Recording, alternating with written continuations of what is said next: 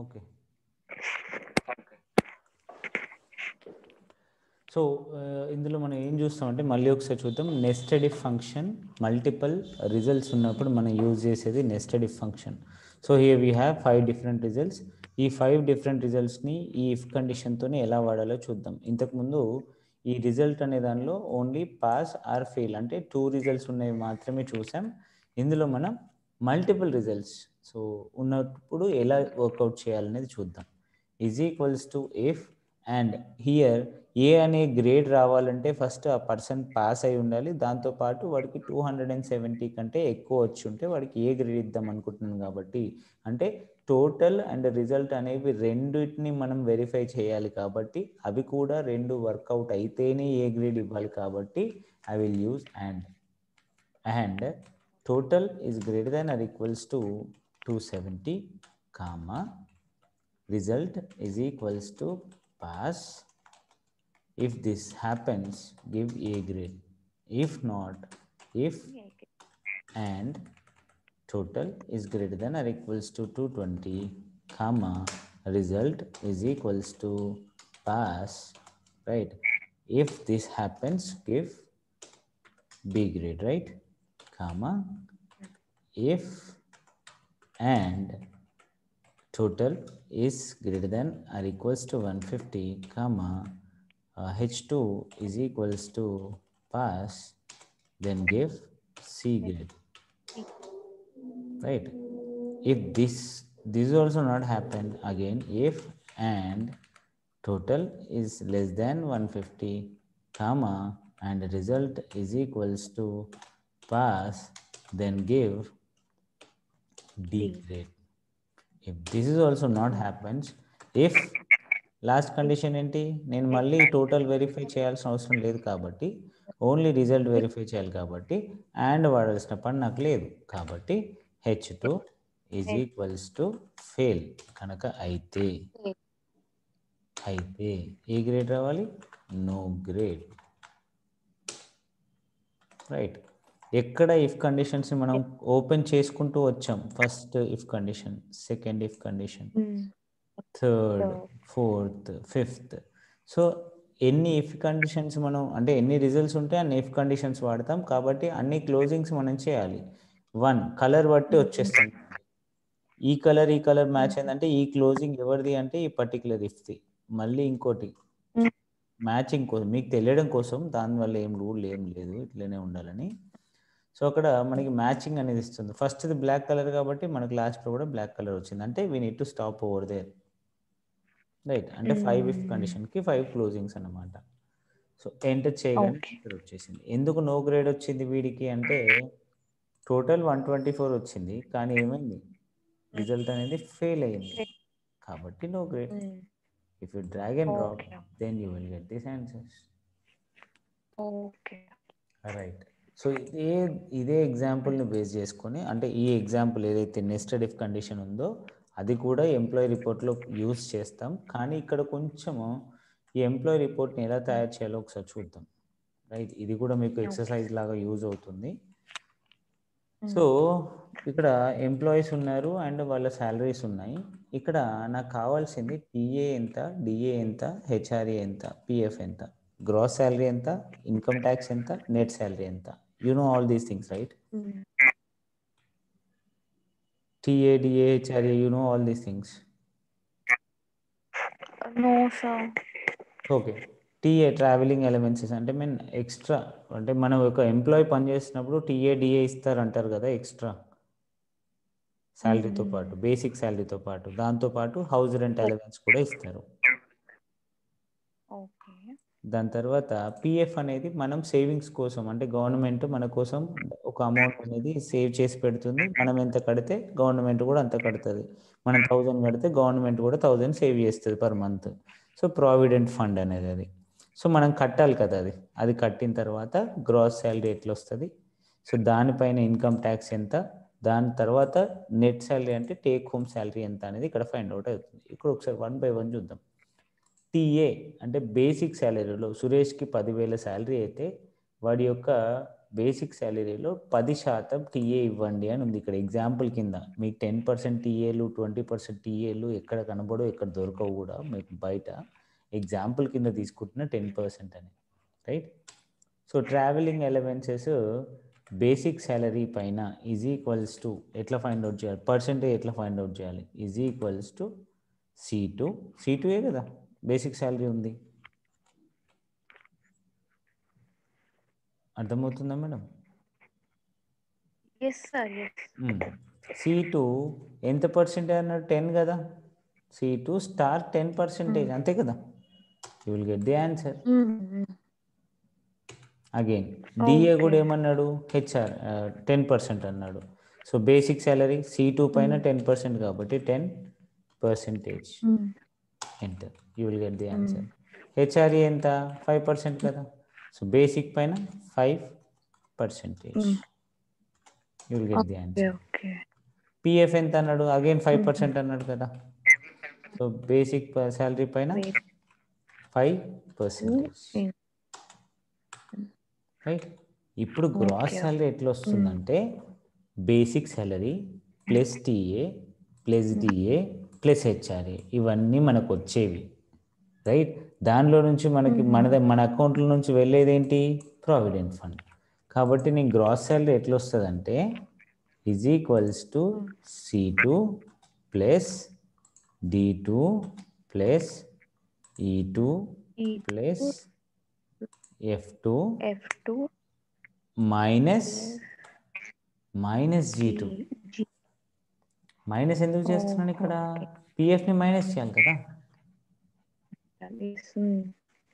C2 basic salary, D2 TA, E2 DNS allowances, F2 HRA house rent allowances minus PF చేస్తే వచ్చేది gross salary.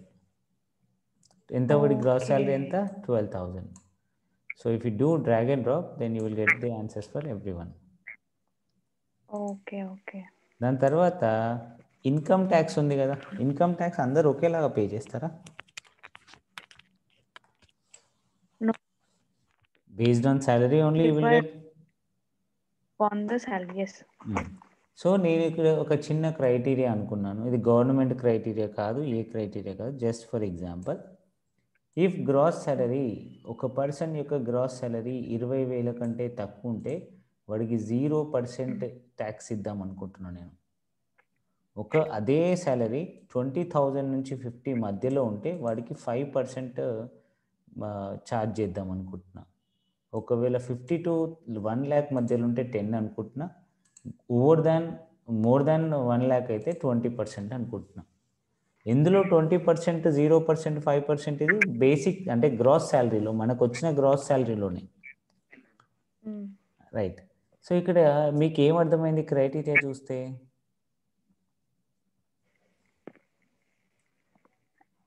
Same sir, like the previous one. And option ఉంటుంది. And if మీరు and option ఎందుకు ఆలోచిస్తున్నారు? మీరు previous option కరెక్టే, ఎందుకంటే 0%, 5%, 10%, 20% results 4 results ఉన్నాయి. డన్ అంటే నెస్టెడ్ ఇఫ్ వాడాలి, ఇఫ్ కండిషన్లో ఇంకో ఇఫ్ కండిషన్ వాడాలి, ఇది ఒకటి క్లారిటీ, రైట్. అండ్ ఎందుకు వాడతారు మరి ఇక్కడ? How many conditions you are checking for each thing? For each thing one. Only one అన్నప్పుడు మనం అండ్ ఎట్లా వాడతాం? అంతే కదా. ఇంతకుముందు ఎగ్జాంపుల్లోనేమో టోటల్ అండ్ రిజల్ట్ ఉండే కాబట్టి అండ్ వాడినాం. ఇక్కడ మనకు అట్లాంటి ప్రాబ్లం లేదు, only gross salary, right. So ఇక్కడ ఫార్ములా రాద్దాం. Is equals to if gross salary is less than or equals to 20,000, is less than or equals to 20,000. ఏం రావాలి answer? 0% of gross salary. Gross శాలరీలో 0%. Is it right? If H2, ఎందుకంటే నేను H2 ఒకటే ఎందుకు verify చేస్తున్నా ఇక్కడ అంటే నాకు అవసరం లేదు, ఇంకొక కండిషన్ వెరిఫై చేయట్లేదు, అందుకే అండ్ వాడట్లేదు నేను. So H2 less than or equals to 20,000, H2 star 0%, comma ఇది కాకపోతే if H2 is greater than, sorry, is less than or equals to 50,000, then comma H2 into 5%. very good. If this is also not happens, Comma if H2 less than or equal to 1 lakh, H2 comma into, H2 10%, very good, comma if H2 is greater than 1 lakh,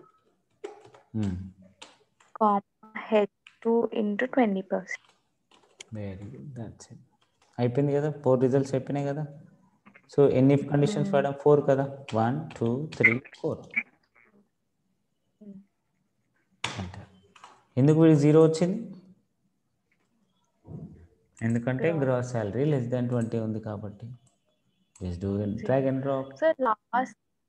So last if we give any conditions అన్ని. మీ voice break అవుతుంది madam. Hello Hello. Can you please repeat the question? Yeah. So any conditions అంటే అన్ని if conditions ఇచ్చా, if for all and last కి అన్ని brackets పెట్టాలా sir? If ఎన్ని open చేస్తే అన్ని. ఇప్పుడు మనకి రిజల్ట్స్ ఎన్ని ఉన్నాయమ్మా? సింపుల్గా 1 2 3 4 4 రిజల్ట్స్ ఉన్నాయి కాబట్టి లాస్ట్లో 4 క్లోజింగ్స్ ఉండాల్సిందే. ఓకే. ఇక్కడ చూడండి, మీకు కలర్ వైజ్ కూడా అర్థమైపోతుంది. ఇక్కడ సెలెక్ట్ చేసిన కలర్, ఈ colour same. And second one, third one అది ఆటోమేటిక్గా పాపులేట్ అవుతుంది. మనం ఫామ్లో రాస్తుంటే ఆటోమేటిక్గా వచ్చేస్తుంది. సో దాన్ని బట్టి ఏంటంటే మనకు ఎక్కడ క్లోజ్ అయింది, ఎక్కడ ఎండ్ అయింది అనేది, అంటే ఎక్కడ ఓపెన్ అయింది అనేది క్లియర్గా అర్థమైపోతుంది అన్నట్టు. Right.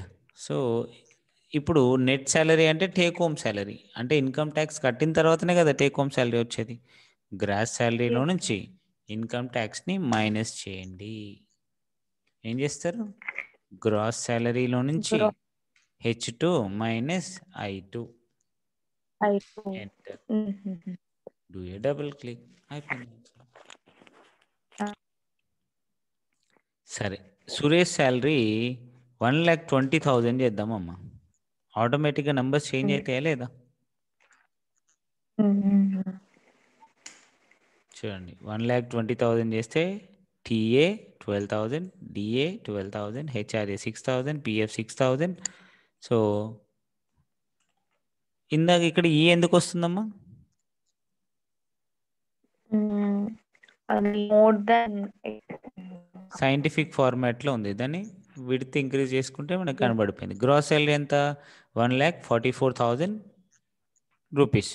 So which is greater than 1 lakh. కాబట్టి ఎంత పర్సెంటేజ్ కట్ అవుతుంది ఇందులో? 1,44,000లో 20% ఎంత అంటే 28,800. 1,44,000 minus 28,800 is equals to, you will get the answer as 1,15,200. Then so this is the way you need to calculate. So ఇట్లాంటి అంటే చిన్న చిన్న ఎగ్జాంపుల్స్ ఇవి. అంటే మీకు ఎక్కడ సమ్ చేయాలి, ఎక్కడ సబ్ట్రాక్షన్ చేయాలి, ఎక్కడ పర్సంటేజ్ వాడాలి, సో ఏది మైనస్ చేయాలి, ఏది ప్లస్ చేయాలి, సో మీకు మీ దగ్గర ఉన్న క్రైటీరియాని బట్టి మీరు చేయాల్సి ఉంటుంది. రైట్. సో మ్యాథమెటికల్ ఫార్ములాస్ ఈ విధంగా ఉంటాయి. Any confusions? No sir, no. Right. Mathematical and logical functions almost మనకు యూజ్ అయ్యేంత వరకు కవర్ అయినాయి. దెన్ నెక్స్ట్ మీకు టెక్స్ట్ ఫంక్షన్స్ కూడా ఉపయోగపడతాయి ఎక్కువ శాతం. టెక్స్ట్ అంటే మనకి ఇప్పుడు ఫర్ ఎగ్జాంపుల్ కంప్యూటర్ ఉంది ఇక్కడ, ఇందులో A21లో ఉంది, B21లో ఎడ్యుకేషన్ అని ఉంది. రైట్. నాకేం కావాలి అంటే, excuse for 1 second please.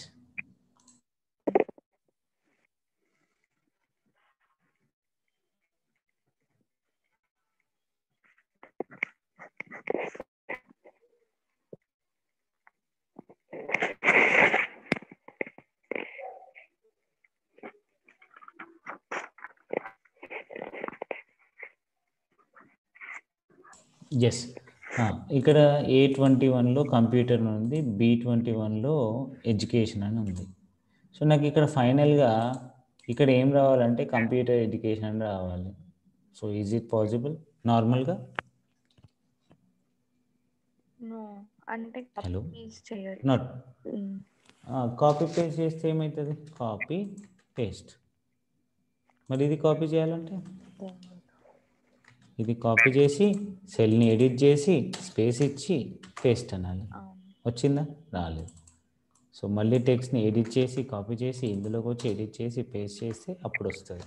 So which is very problematic. And ఈ కంప్యూటర్ ఉంది, ఇక్కడ నాకు ఈ స్మాల్లో రాశాను, క్యాపిటల్లో కావాలి, వస్తుందా? మళ్ళీ నేను రాయాల్సిందే కదా నార్మల్గా క్యాప్స్లో ఆన్ చేసి. ఇదే ఫస్ట్ లెటర్ కంప్యూటర్ ఇట్లా రావాలి, ఫస్ట్ లెటర్ ఒకటి క్యాపిటల్ రావాలి. ఇది మనం మాన్యువల్గా ప్రతిదీ చేయడం పాసిబుల్ కాదు. కాబట్టి ఇక్కడ కొన్ని మన టెక్స్ట్ ఫంక్షన్స్ కూడా మనకు అవసరం పడుతుంటాయి. అవి ఏంటనేది మనం క్లియర్గా చూద్దాం. ఇక్కడ ఈ మ్యాథమెటికల్ ఫంక్షన్స్ కాదు, టెక్స్ట్ ఫంక్షన్స్. సో మీరు ఇక్కడ మీరు అబ్జర్వ్ చేసినట్టయితే A and B, so state and capital ఇచ్చాను. సో స్టేట్ ఏ విధంగా ఉందమ్మా అంటే తెలంగాణలో ఫస్ట్ టీ అనేది క్యాపిటల్ లెటర్లో ఉంది, మిగతాదంతా స్మాల్లో ఉంది, అంతేనా? సో నాకు ఇక్కడ D2లో రిజల్ట్ ఏం కావాలి అంటే ఆల్ క్యాపిటల్ లెటర్స్ కావాలి. తెలంగాణలో ఉన్న ప్రతి లెటర్ క్యాపిటల్ లెటర్ కావాలి. అప్పుడు ఏం ఫార్ములా యూస్ చేయాలి అంటే is equals to upper, that's it, is equals to upper of Telangana is equals to upper of A2, అంతేనా? ఎంటర్. Okay okay.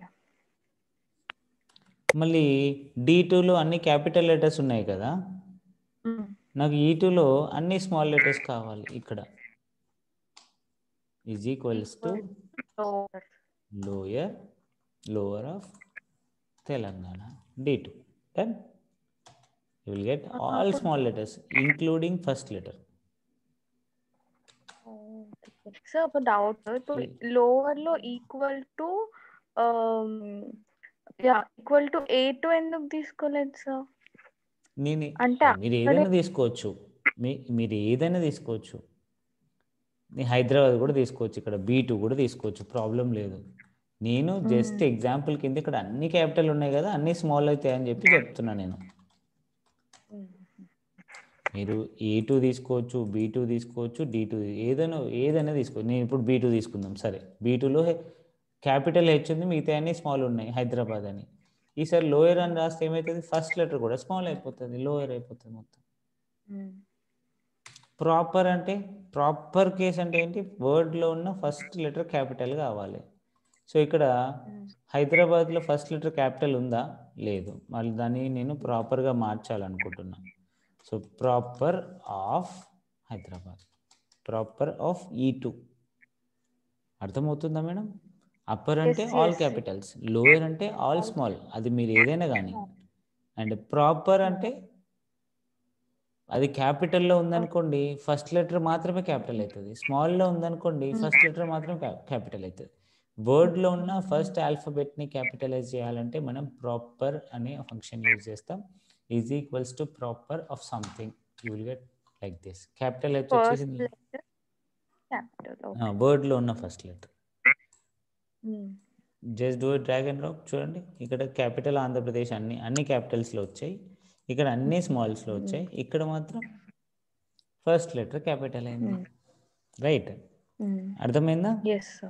వీటిని హైడ్ చేస్తున్నాం. ఏమేమి నేర్చుకున్నాం మనం ఇప్పుడు? Upper, lower and proper hide చేసేసా. రైట్, ఇప్పుడు ఇంపార్టెంట్ ఆప్షన్ కంకాటినేట్. కంకాటినేట్ అంటే ఏంటమ్మా? I don't know, sir. Okay, concatenate అంటే combining.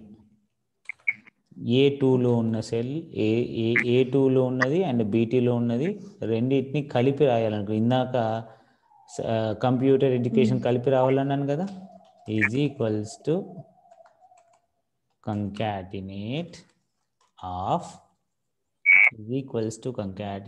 of Telangana, comma separated value ఉండాలి, ఎప్పుడు కూడా డ్రాగ్ అండ్ డ్రాప్ చేయకూడదు కంకాటినేట్ చేసేటప్పుడు. So comma B2,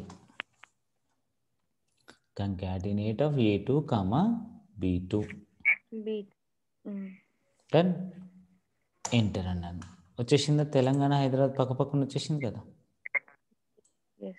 drag and drop చేశాను, అన్ని పక్క పక్కన వచ్చేసాయి కదా. తెలంగాణ హైదరాబాద్, ఆంధ్రప్రదేశ్ అమరావతి, మహారాష్ట్ర ముంబై పక్క పక్కన వచ్చిందా? నాలుగింట్లో ఒక తేడా ఉంది చూడండి,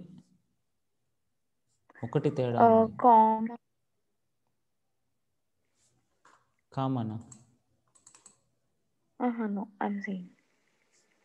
నో, తెలంగాణ హైదరాబాద్ ఆంధ్రప్రదేశ్, ఆంధ్ర అండ్ ప్రదేశ్ కి కూడా ఆంధ్ర అండ్ ప్రదేశ్లో నేను ఫస్ట్ దానిలో గ్యాప్ ఇచ్చాను ఇక్కడ, కాబట్టి ఉంది.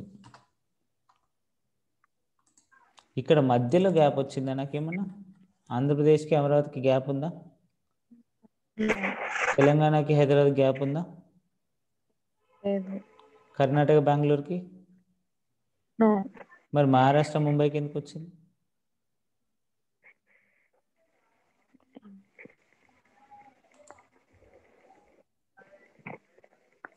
ఎందుకు వచ్చిందంటారు? ఎందుకంటే మహారాష్ట్ర తర్వాత ఎక్స్ట్రా స్పేస్ ఇక్కడ ఇచ్చాను చూడండి, అంటే ఇక్కడ ఒక ఎక్స్ట్రా స్పేస్ను కూడా కన్సిడర్ చేస్తుంది. ఇప్పుడు తీసేసాను కాబట్టి కంబైన్ అయింది, అవునా కాదా? అర్థమైందా? కర్ణాటక బెంగళూరు కలిసే ఉన్నాయి కదా, కంబైన్గానే వచ్చింది కదా. ఇందాక ఈ స్పేస్ ఎందుకు వచ్చిందంటే ఇక్కడ ఇక్కడ ఎక్స్ట్రా స్పేస్ ఉండే, అందుకే వచ్చింది. దీన్ని ఎడిట్ చేయండి, ఎక్స్ట్రా స్పేస్ ఉందా ఇక్కడ కర్ణాటక తర్వాత? లేదు. అదేవిధంగా ఆంధ్రప్రదేశ్ని ఎడిట్ చేయండి, ఎక్స్ట్రా స్పేస్ ఉందా? లేదు. తెలంగాణ ఎడిట్ చేయండి, ఎక్కడైనా స్పేస్ ఉందా? లేదు. కాబట్టి ఇక్కడ మనం అబ్జర్వ్ చేయాల్సింది ఏంటంటే ఈవెన్ ఒక స్పేస్ ఉన్నా కూడా అది కన్సిడర్ చేస్తుంది అని అర్థం చేసుకోవాలి, రైట్? తెలంగాణ హైదరాబాద్, ఆంధ్రప్రదేశ్ అమరావతి, మహారాష్ట్ర ముంబై, కర్ణాటక బెంగళూరు ఎక్కడ సపరేషన్ కనబడతలేదు. కంబైన్డ్గా ఉంటే మనకి అర్థం కాదు కదా. అట్లీస్ట్ మధ్యలో స్లాష్ అని ఉండాలి కదా, లేదంటే కామాన్ అని ఉండాలి కదా, లేదంటే ఇంకొక సింబల్ ఉండాలి కదా.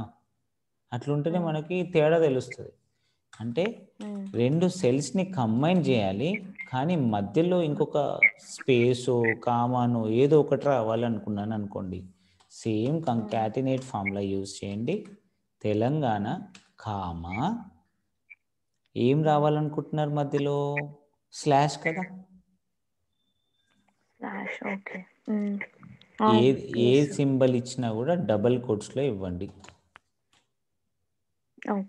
A2 comma double quote slash double quotes comma, తర్వాత ఏం రావాలి? B2 రావాలి.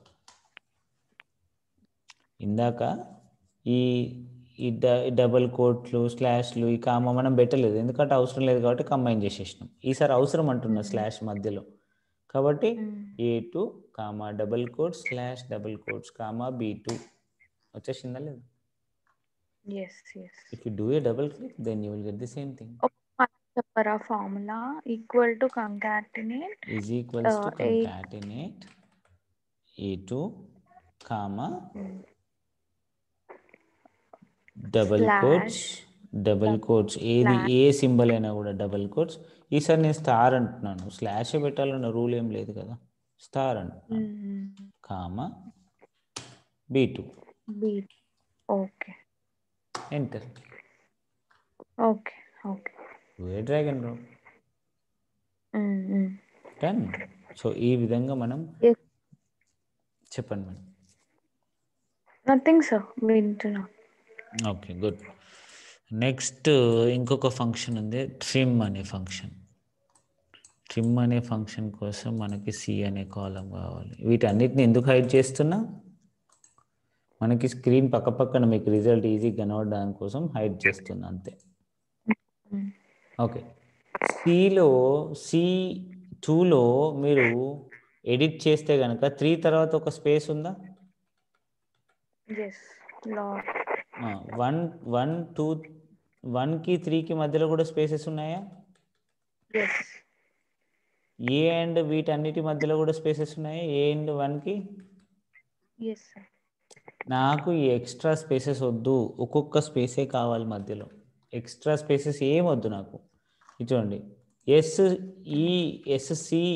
ఎస్సికి మధ్యలో గ్యాప్స్ ఉన్నాయి, సి అండ్ ఈ మధ్యలో కూడా చాలా గ్యాప్స్ ఉన్నాయి. సో ఇవన్నీ నాకు వద్దు అన్నప్పుడు ఏ ఫంక్షన్ యూజ్ చేయాలంటే ట్రిమ్ అనే ఫంక్షన్ యూజ్ చేయాలి. Trim of C2 enter. Spaces పోయినాయా లేదా? సింగిల్ స్పేస్ వచ్చిందా లేదా? SCEABC ఇంత దూరం ఉన్న వర్డ్స్ కూడా దగ్గరకు వచ్చేసినాయా లేదా? అంటే ఎక్స్ట్రా స్పేసెస్ని వర్డ్స్ మధ్యలో కనుక ఉంటే వాటిని రిమూవ్ చేయాలనుకుంటే ఏం ఫంక్షన్ వాడతాం? ట్రిమ్ అనే ఫంక్షన్ వాడతాం. రైట్, ట్రిమ్ అనే ఫంక్షన్ ఇది యూజ్ చేస్తాం, గుర్తుపెట్టుకోండి. దాని తర్వాత ఏ సెల్లో ఎన్ని క్యారెక్టర్స్ ఉన్నాయి తెలియాలి అంటే లెంత్ LEN ఆఫ్ తెలంగాణలో ఎన్ని క్యారెక్టర్స్ ఉన్నాయనేది రిప్లై ఇస్తుంది. ఎన్ని క్యారెక్టర్స్ ఉన్నాయి? 9. అంతేనా? తెలంగాణ 9 క్యారెక్టర్స్ ఉన్నాయి. ఇప్పుడు నేను తెలంగాణ తర్వాత ఇంకొక 3 స్పేస్లు యాడ్ చేసి ఓకే అన్న, ఏమైంది? కౌంట్ ఎంత వచ్చేసింది అమ్మా? లెంత్. అదే గుర్తుపెట్టుకోవాల్సిన థింగ్ ఏంటంటే టెక్స్ట్ ఫంక్షన్స్లో ఈవెన్ స్పేస్ అనేది కూడా ఒక మ్యాటర్. స్పేస్ని కూడా అది కన్సిడర్ చేస్తుంది. చాలా రిపోర్ట్స్ మనం పెద్ద పెద్ద బల్క్లో ఉన్న రిపోర్ట్స్ని చేస్తున్నప్పుడు ఈ స్పేస్ వల్ల మనం గంటలు టైం వేస్ట్ చేయాల్సిన అవసరం పడుతుంది. కొన్ని రిపోర్ట్స్లో కొన్ని అవర్స్ టుగెదర్ కూర్చున్నా అసలు ఎక్కడ ప్రాబ్లం ఉంది అనేది అర్థం చేసుకోం. కాబట్టి అది మనం క్లియర్గా తెలుసుకోవాలి. లెంత్ అనే ఫంక్షన్ మనకు అప్పుడు యూజ్ అవుతుంది. సో అది గుర్తుపెట్టుకోండి. రైట్.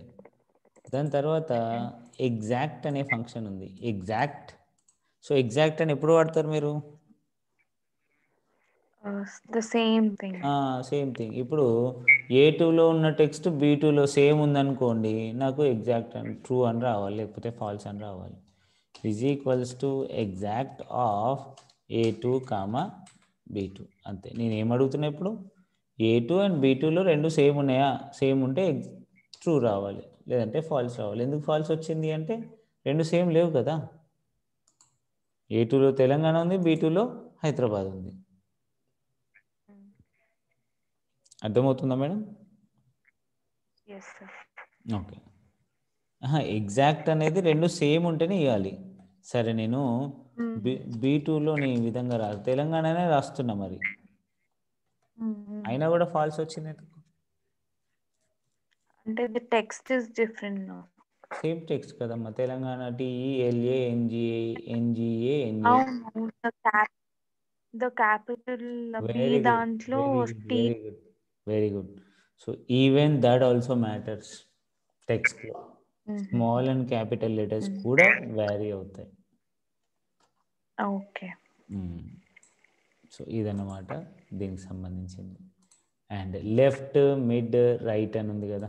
లెఫ్ట్ అంటే ఫర్ ఎగ్జాంపుల్ ఇక్కడ you're basically from Hyderabad, right? So హైదరాబాద్లో నాకు ఫస్ట్ 3 లెటర్స్ కావాలి. అప్పుడు ఫస్ట్ అంటే లెఫ్ట్ నుంచి 3 లెటర్స్ కావాలి. Is equals to left of Hyderabad. Left of Hyderabad ఎన్ని లెటర్స్ కావాలి? You want 3 letters. అసలు నేను 3 ఇవ్వలేదు అనుకోండి, only A2, left of A2 అన్నాను అనుకోండి, ఏమొస్తుంది ఆన్సర్ నాకు? A2 టెక్స్ట్లో లెఫ్ట్ ఏముంది? H. If I want 3, then mention 3. So drag and drop చేస్తే ప్రతి దానిలో ఉన్న ఫస్ట్ 3 లెటర్స్ రావడం జరుగుతుంది. ఇప్పుడు నాకు రైట్ నుంచి హైదరాబాద్లో లాస్ట్ 3 బిఏడి కావాలి, లాస్ట్ 3 కావాలి ఫర్ ఎగ్జాంపుల్. నా రిక్వైర్మెంట్ ఇక్కడ అని కాదు, ఎగ్జాంపుల్. సో అప్పుడు ఏం చేయాలి? రైట్ నుంచి క్యాలిక్యులేట్ చేయాలి. రైట్ నుంచి ఎన్ని క్యారెక్టర్స్ కావాలంటున్నారు? 3. 3. లేదు 4 కావాలనుకోండి, 4. ఓకే. అర్థమైందా? So left and right easy, సరే. చాలా ఈజీ. ఆ, ఇప్పుడు మిడ్ నుంచి కావాలి నాకేం కావాలంటే హైదరాబాద్లో ఉన్న DERAB కావాలి, మధ్యలో ఉన్న లెటర్స్ కావాలి నాకు. అప్పుడు నాకు మిడిల్ అనే ఫంక్షన్ యూజ్ చేయాలి. Mid of text. What is the text? Hyderabad, right. ఇక్కడ మీరు సింటాక్స్ చూసుకున్నట్టయితే స్టార్ట్ నంబర్ ఆఫ్ క్యారెక్టర్స్ కనబడుతుంది కదా. ఎక్కడి నుంచి స్టార్ట్ కావాలి మనది? డి నుంచి స్టార్ట్ కావాలి కదా. డి అనేది ఎన్నో లెటర్ అందులో?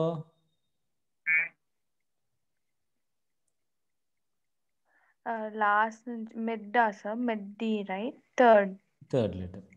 కామ ఎన్ని క్యారెక్టర్స్ కావాలి? DERAB అంటే 5 ఆల్ఫాబెట్స్ కావాలి కదా. అంటే 5 అంటే మనం ఒక టెక్స్ట్ మధ్యలో నుంచి మనకు కావాలంటున్నాం కాబట్టి స్టార్టింగ్ పాయింట్ ఏంటి, ఎక్కడి నుంచి స్టార్ట్ కావాలి అని అడుగుతున్నాం. ఓకే. ఇక్కడ నుంచి స్టార్ట్ కావాలి. ఎన్ని క్యారెక్టర్స్ కావాలి? 5. ఎంటర్. ఓకే. ఫర్ ఎగ్జాంపుల్ నాకు 4th క్యారెక్టర్ స్టార్ట్ అయ్యి 3 ఆల్ఫాబెట్స్ కావాలి. అప్పుడు ఇది 4 అవుతుంది, ఇది 3 అవుతుంది, right. Like this you need to find out middle. You can find out the middle option. ఇక్కడ 3 వచ్చినాయి, ఇక్కడ 3 వచ్చినాయి, ఇక్కడ 3 వచ్చినాయి. మనం 3 అడిగినాం కదా, మరి ఇక్కడ మాత్రం ఎందుకు 2 వచ్చినాయి? ఎందుకంటే ఫ్రమ్ లైక్ ఏ మీరు డి నుంచి చూసుకున్నారు కదా సార్. డియా? మరి మహారాష్ట్రలో డి లేదు కదమ్మా. నాట్ ఆ కేస్ కాదు.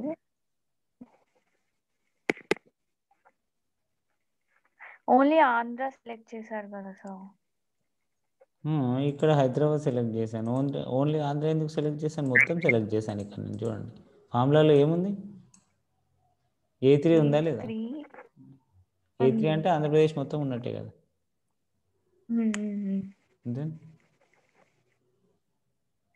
అంటే 4th పొజిషన్ నుంచి సెలెక్ట్ చేశారు కదా సార్.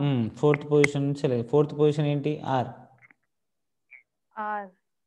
ఏ తర్వాత ఓన్లీ 3 కదా, APR. ఇప్పుడు ఆర్ తర్వాత 3 మీరు 3 చూస్ చేసుకున్నారు. APR. మేడం, 4th క్యారెక్టర్ నుంచి స్టార్ట్ కావాలన్నా ANDR 4th లెటర్, రైట్. అక్కడ నుంచి స్టార్ట్ కావాలి. ఎన్ని క్యారెక్టర్స్ అడిగాను? 3 కదా. RAP రావాలి కదా. మరి RAనే ఎందుకు వచ్చింది, P ఎందుకు రావలేదు అని అడుగుతున్నాను నేను. హలో హలో, సార్ డిస్కనెక్ట్ అయి కనెక్ట్ అయింది. ఓకే.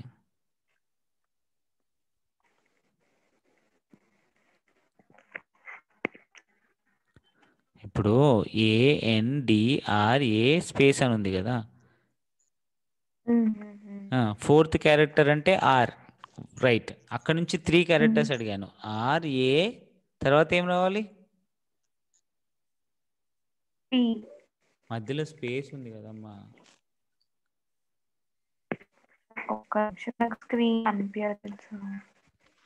ఓకే, అంటే ఇక్కడ నేను చెప్పాలనుకుంటుంది ఏంటంటే ఆంధ్రప్రదేశ్కి మధ్యలో స్పేస్ ఉంది కదా, ఆ స్పేస్ని కూడా ఒక క్యారెక్టర్ లాగా తీసుకొని అది RA మాత్రమే డిస్ప్లే చేసింది.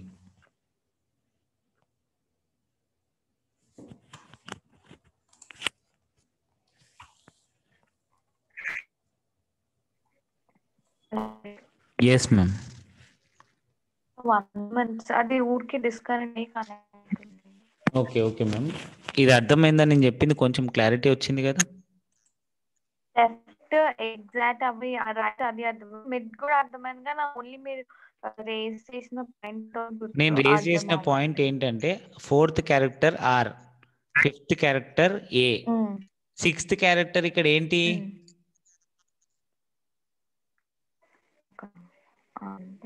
Okay 4th character R. Okay 5th character A, 6th will be P. not P, space. Okay అందుకే ఇక్కడ మనకు 2 లెటర్స్ కనబడుతున్నాయి. Space is also a character. Okay ఇంకొక ఫంక్షన్ పెండింగ్ ఉంది, రిపీట్ అనే ఫంక్షన్. సో ఫర్ ఎగ్జాంపుల్ మీకు ఎక్కడైనా రిపీట్ కావాలనుకోండి, స్క్రీన్ కనిపించలేదు, I'll just listen. Okay no problem ma'am. So will continue the same thing, అంటే రిపీట్ అనే ఒక ఫంక్షన్ ఉంది కదా, I will continue tomorrow morning. So is it possible tomorrow morning?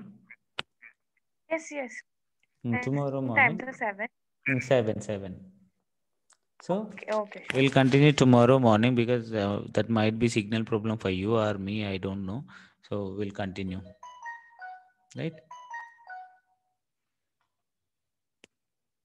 Hello.